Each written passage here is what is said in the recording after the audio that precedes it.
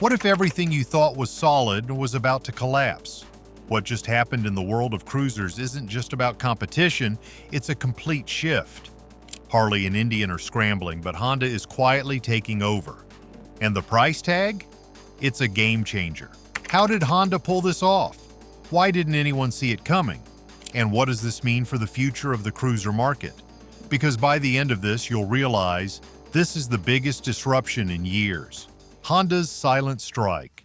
Honda's entry into the cruiser market wasn't marked by flashy press tours or influencer hype. Instead, it came in the form of a quiet, calculated move that has already begun to shake the foundation of the industry. The Rebel 1100 was introduced at a price point of $9,999, less than many cruisers that have long dominated the market.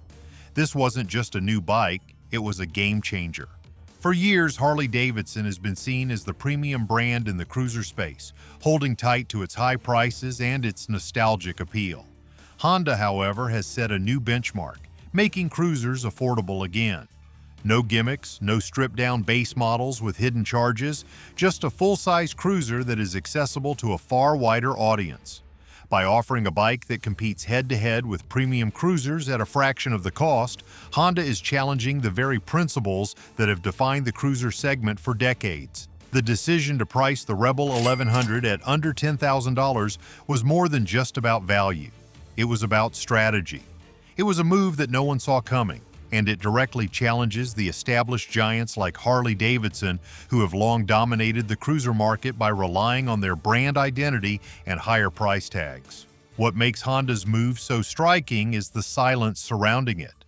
Where Harley has flooded the market with expensive bikes and high-profile campaigns, Honda quietly observed and waited. This wasn't a knee-jerk reaction.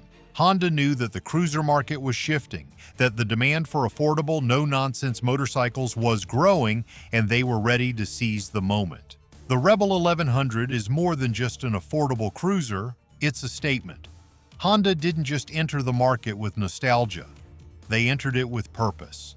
By filling a gap in the market that other brands overlooked, Honda is not only redefining what a cruiser can be, but they're also rewriting the rules of the game. As the market shifted, Honda sat quietly observing, waiting for the perfect moment to strike. Honda's masterstroke: pricing with purpose. The introduction of the Rebel 1100 was not just a new product launch, it was a masterstroke in pricing strategy.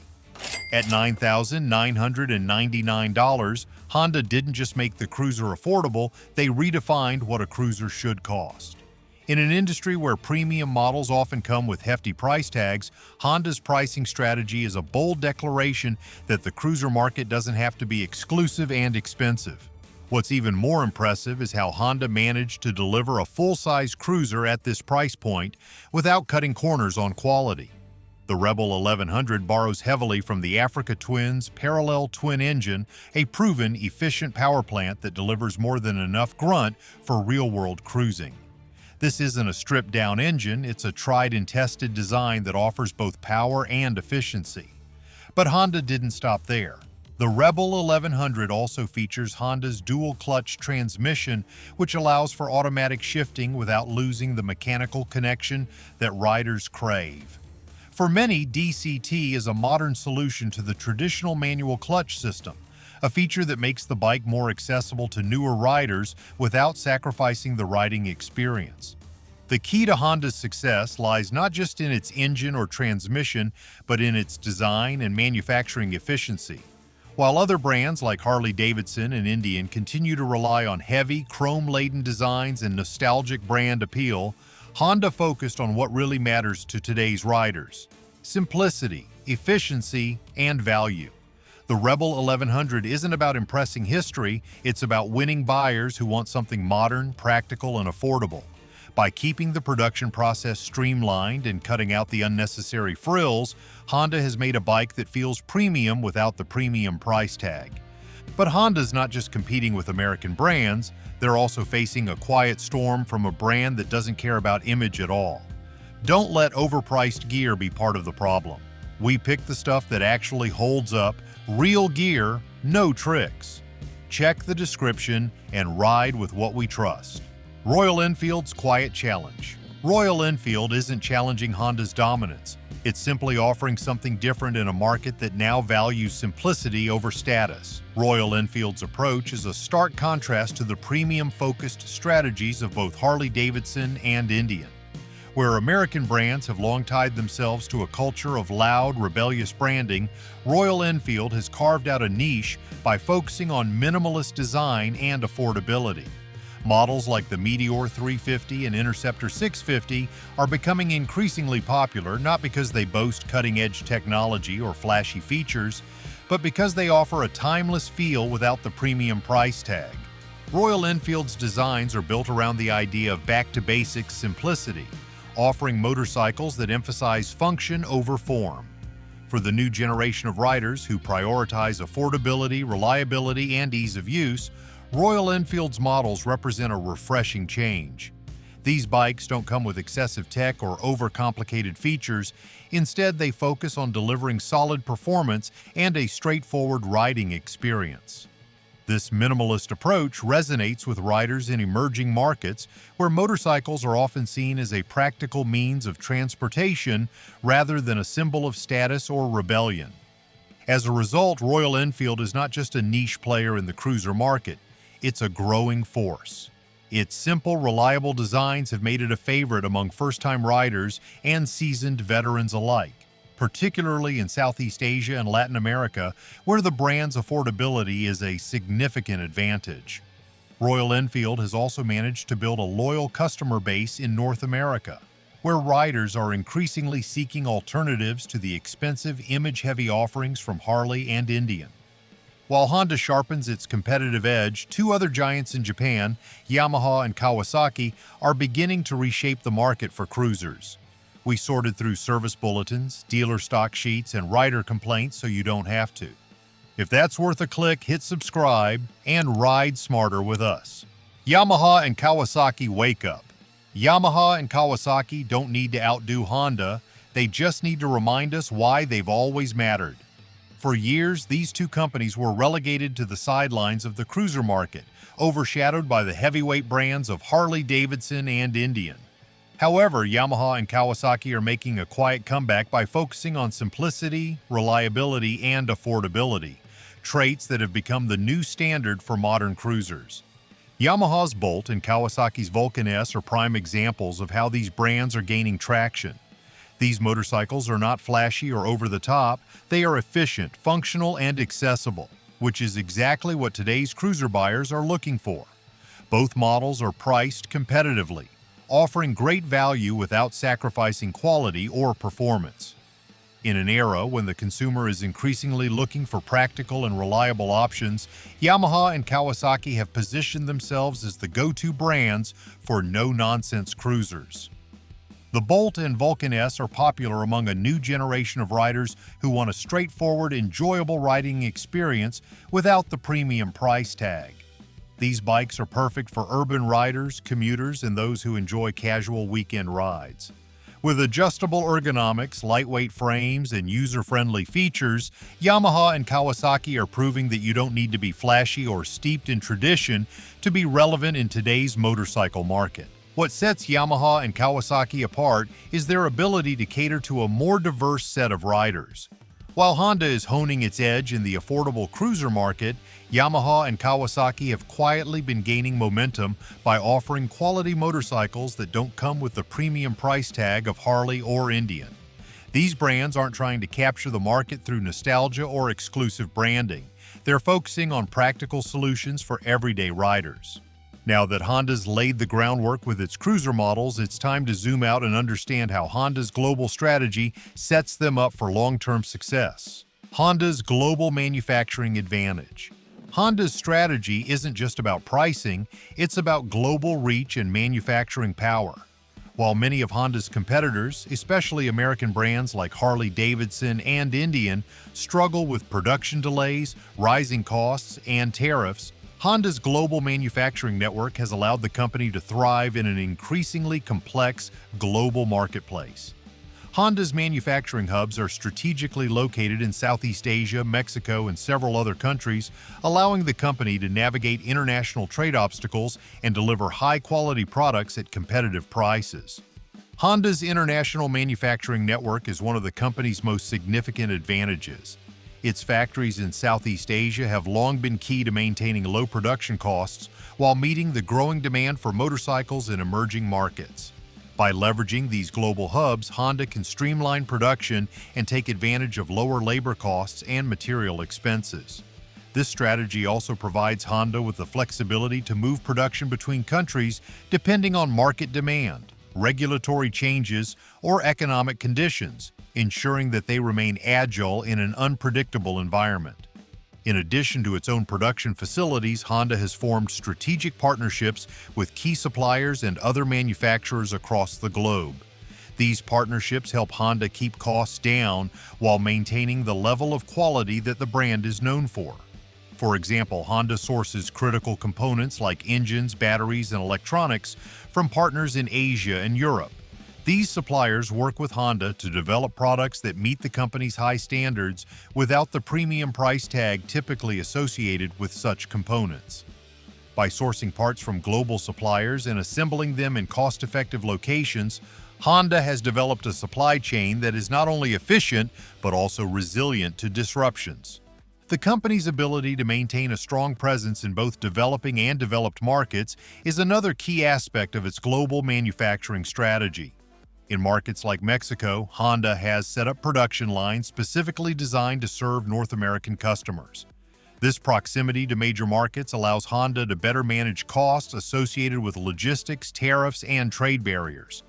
With its strong manufacturing footprint in North America and other regions, Honda has gained a competitive edge over American brands that have faced production delays due to labor disputes or raw material shortages. Honda's global reach also plays a significant role in mitigating the impact of tariffs, which have caused significant financial strain for some American manufacturers. When President Donald Trump imposed tariffs on steel and aluminum imports, American companies like Harley-Davidson were hit hard. In contrast, Honda's diverse supply chain and international manufacturing hubs meant that the company was able to adjust its production strategies and avoid the worst effects of these tariffs. By sourcing materials from various regions and maintaining flexibility in its operations, Honda was able to maintain competitive pricing on its products without compromising on quality. With this strategic advantage, Honda is now setting the stage for an industry-wide shift. The company's ability to adapt to global economic pressures while maintaining production efficiency gives it a significant edge over its competitors. As other manufacturers struggle to adjust to changes in global trade and manufacturing costs, Honda's well-established global network allows it to stay ahead of the curve, delivering high-quality products at affordable prices. Harley and Indian struggle to adapt. Harley and Indian are caught between nostalgia and necessity, and their failure to evolve could cost them everything. For decades, Harley-Davidson has relied on its iconic American branding to appeal to riders. But as the cruiser market shifts, that reliance on nostalgia is becoming more of a hindrance than a help. The new generation of riders is no longer interested in paying a premium for a lifestyle product that comes with an inflated price tag. Instead, they're looking for affordability, reliability, and practicality, qualities that Honda has capitalized on with its Rebel 1100. Harley's nostalgic approach is becoming increasingly out of touch with what riders actually want. In a market that's moving toward practicality and value, Harley's traditional heavy chrome styling and premium pricing are starting to seem outdated. The company's pricing strategy, which has historically been centered on high-end models with a focus on luxury, has alienated many riders who are looking for more accessible options. The Nightster, Harley's attempt to enter the affordable cruiser segment, may seem like a response to Honda's pricing strategy, but it lacks the foundational changes needed to truly compete in this new era of motorcycling.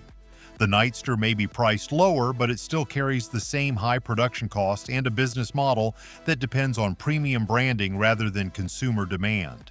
Indian, on the other hand, has followed a similar path. While the brand once seemed poised to challenge Harley's dominance, its recent shift towards higher-end models has made it less accessible to new riders. Indian's strategy of pushing more expensive versions of its popular models, like the Scout and Chief, has alienated younger price-conscious buyers who were initially drawn to the brand's affordability and rugged appeal.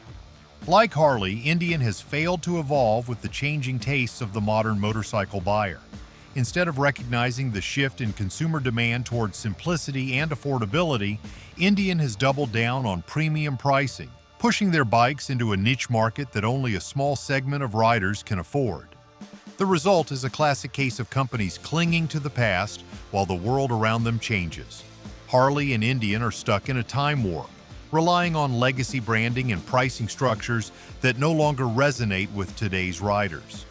Their failure to adapt to the growing demand for affordable, practical cruisers has allowed Honda to step in and fill the gap, positioning itself as the brand that understands what the modern rider truly wants. With the competition at a crossroads, Honda's decisive move has shifted the terrain.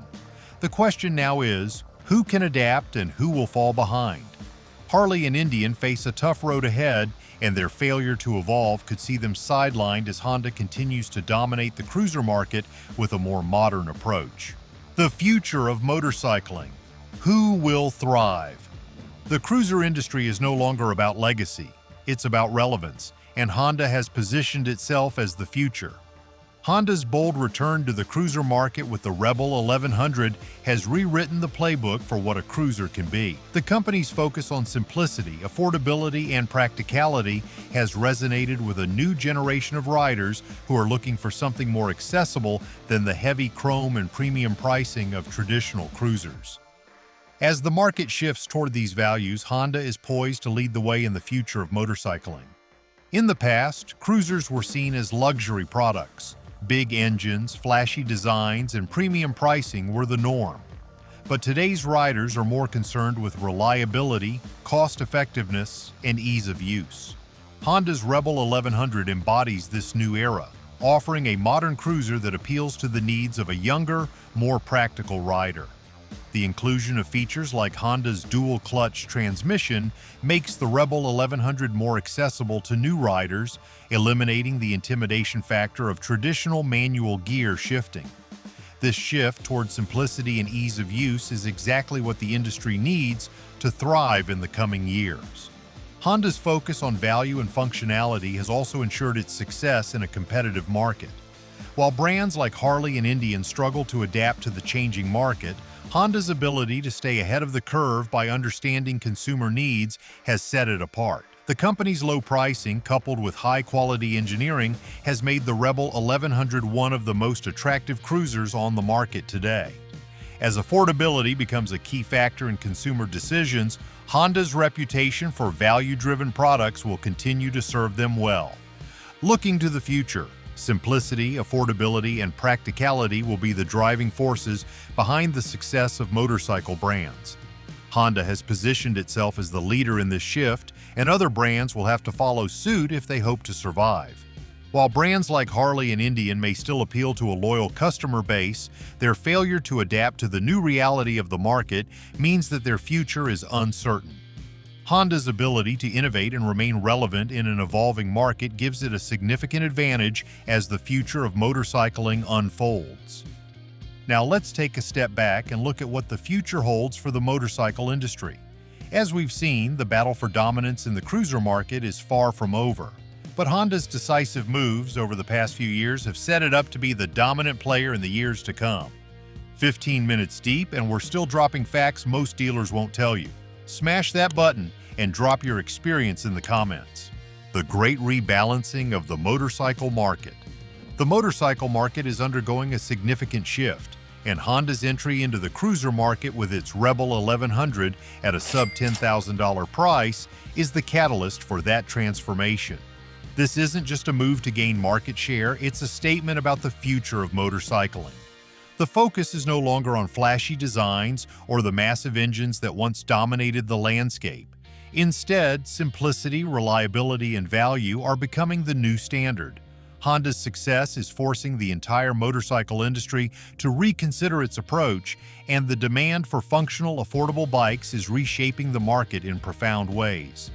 For years, motorcycles were seen as a statement of personal style, an expression of identity that often came with a hefty price tag. Brands like Harley-Davidson built their empires on this ethos, offering powerful bikes with heavy chrome finishes and a legacy of American craftsmanship. These bikes were not just transportation, they were lifestyle choices meant to represent rebellion, freedom, and strength. But in a world where consumers are increasingly concerned with practicality and cost, this model is no longer sustainable. Riders today are looking for bikes that are simple to ride, easy to maintain, and most importantly, affordable. They're no longer interested in buying into an image. They want something that fits their daily lives, something that makes sense for their budgets. The shift towards simplicity is particularly evident in the growing popularity of bikes like the Rebel 1100. With its modern design, reliable performance, and low price, the Rebel 1100 stands as a symbol of what the future holds. It's a bike designed for the rider who wants quality without the added fluff. The traditional cruiser, with its oversized engines and high-maintenance parts, is becoming a relic of the past. In its place, bikes that prioritize usability and cost efficiency are rising to the forefront. This shift also signals a broader trend in the motorcycle market, the growing importance of value over branding. While Harley-Davidson, Indian, and other legacy brands continue to rely heavily on their storied reputations, new buyers are focusing less on the brand name and more on what they're getting for their money. The idea of spending upwards of $15,000 for a cruiser is no longer attractive to many consumers. Instead, they're looking for bikes that provide the best bang for their buck. They want motorcycles that offer reliable performance, modern features, and a reasonable price tag, just like Honda's Rebel 1100. As the market shifts, it's clear, Honda's success isn't just about them, it's about the entire industry. This rebalancing is not simply a reaction to one brand's success, it's a reflection of a changing consumer base and a shifting economic landscape. The motorcycle industry is moving towards a future where value, performance, and simplicity are the most important factors in buying decisions. For brands that continue to cling to outdated models and overpriced products, this new era may prove difficult to navigate. Who wins the next 10 years? Looking ahead, the motorcycle industry is at a crossroads. In the coming decades, success won't be determined by who makes the flashiest bikes or who can advertise the loudest. Instead, it will be about which brands can adapt to the changing demands of modern riders. As consumers shift their focus from image to practicality, the brands that understand and embrace these evolving needs will thrive. Simplicity, value, and reliability will be the key components of success, and the brands that can deliver on these expectations will secure their place in the future of motorcycling. Honda, with its calculated strategy and commitment to providing affordable, high-quality bikes, has already positioned itself as a leader in this new era. The Rebel 1100 is not just a bike, it's a symbol of the shift in consumer priorities. Honda's ability to offer a cruiser that is not only affordable, but also packed with modern features and reliable performance is a testament to the company's deep understanding of what riders truly want. They've shown that it's possible to create a bike that is both accessible and high quality, without sacrificing one for the other. For other manufacturers, adapting to these new demands will be crucial. Harley-Davidson and Indian, with their heavy reliance on nostalgia and premium pricing, face significant challenges. While they have strong brand loyalty, their continued success will depend on their ability to evolve. Harley's struggles with pricing and the shifting market sentiment make it unclear whether the brand can remain the dominant force in the cruiser world. Indian, on the other hand, is at risk of alienating its original customer base by pushing premium-priced bikes that no longer meet the needs of the everyday rider. Brands that fail to recognize this shift may find themselves sidelined in the coming years. Companies like Yamaha, Kawasaki, and even Royal Enfield are already recognizing the importance of practicality and value, and they are positioning themselves accordingly. The question now is not who will make the fastest or most powerful bike, but who can make the most relevant bike, one that meets the needs of today's riders without unnecessary complexity or high prices. Honda's commitment to adapting with the times has made it the front runner in this race. As affordability, simplicity, and performance become the benchmarks for success, Honda is well positioned to lead the way. The Rebel 1100 may be just the beginning, as Honda continues to innovate and refine its offerings to meet the demands of the next generation of motorcyclists. The future of motorcycling is not just about building bikes, it's about building trust and loyalty with riders who want reliability, value, and performance, all at a price that makes sense. In the end, the motorcycle market of tomorrow will be defined by those who can evolve with their customers, not by those who hold on to the past. Honda has already made its move. The question is, will the rest of the industry be able to keep up? These bikes are struggling for a reason. Comment below if you've seen one on the lot collecting dust, and like and subscribe for more honest takes tomorrow.